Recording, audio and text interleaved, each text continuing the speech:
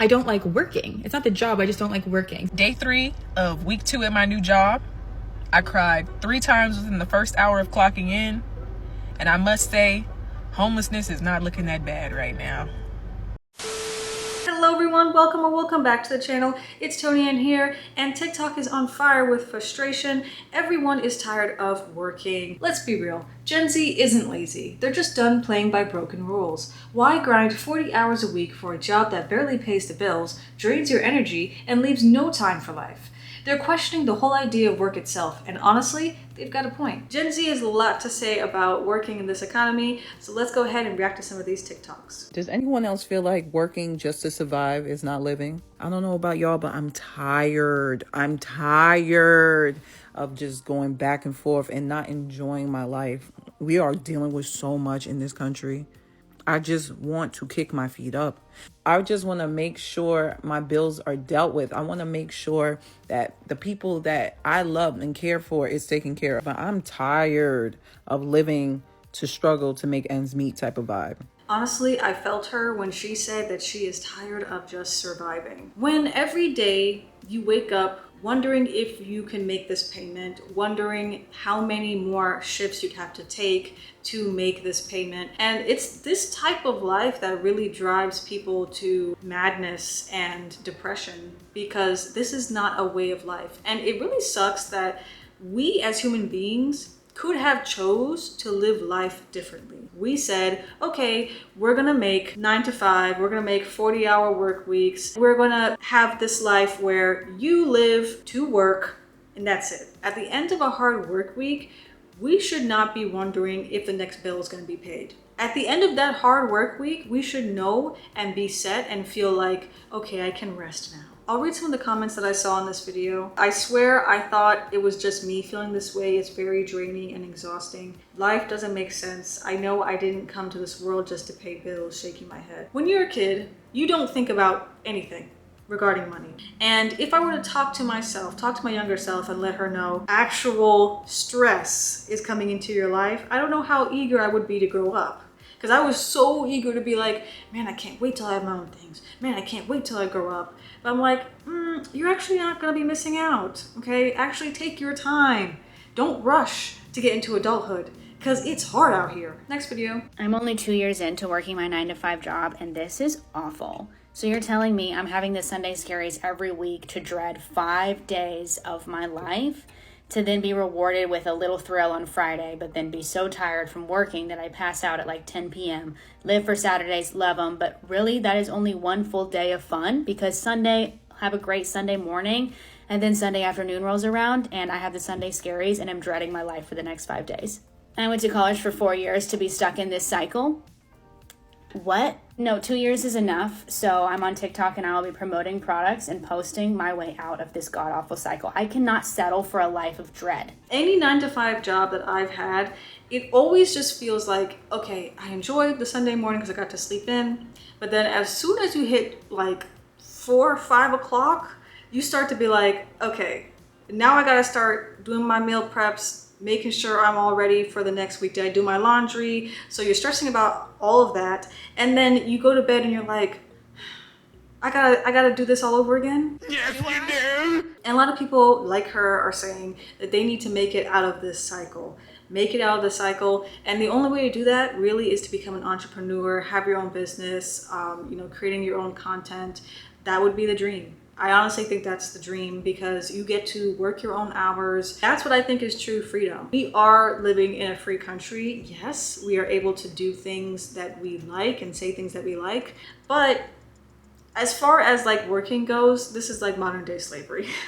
Sometimes I feel like it, because you are a slave to the system. You're a slave to the bills, and everything about existing is a fee. Like, you have to pay for your car payments and your car insurance, because if not, you cannot use your car. You won't have a car, but you need that car to get to work. If you are one of those people that just cannot take this 9 to 5 lifestyle anymore and you think outside the box, if you have the know-how to be able to start your own business, please do it. If you are picking up more shifts, and instead of using that money to, blow it and have fun, maybe use that money to actually fund your own business. because I promise you, you will not regret that once you have your own business and you get to say, oh, I want to wake up at 11 today, or oh, I want to take a vacation, and you don't have to ask somebody for PTO. I am literally crying at my desk 3 to 4 days out of the week.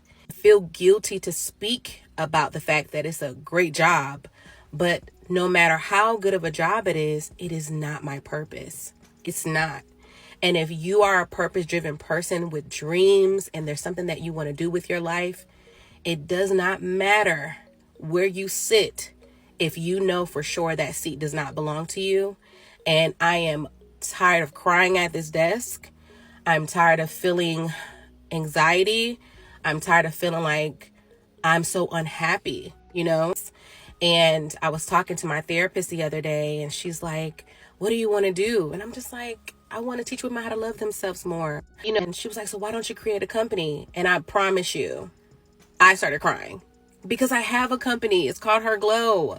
And I've done the brunches and I've done the meetups, but Her Glow is not taking care of my bills. I really do connect with her idea of like feeling stuck at a job and feeling like you're not doing your purpose. And I've said this so many times to my friends, like when I was working in any of the 9-to-5 dead-end jobs, there was something that was always calling to me that I just didn't get to do. And it's honestly because, you know, there's bills that need to be paid. You had to keep a roof over your head. So it's like something was always distracting me from actually doing my purpose. From your 9-to-5, they say the 5-to-9 is very important. The 5-to-9 is where you are investing in yourself. And that means, okay, if it's content creation, then you're doing content creation. If that's working on your product and making sure that you get that business running, that's what you're doing from 5-to-9.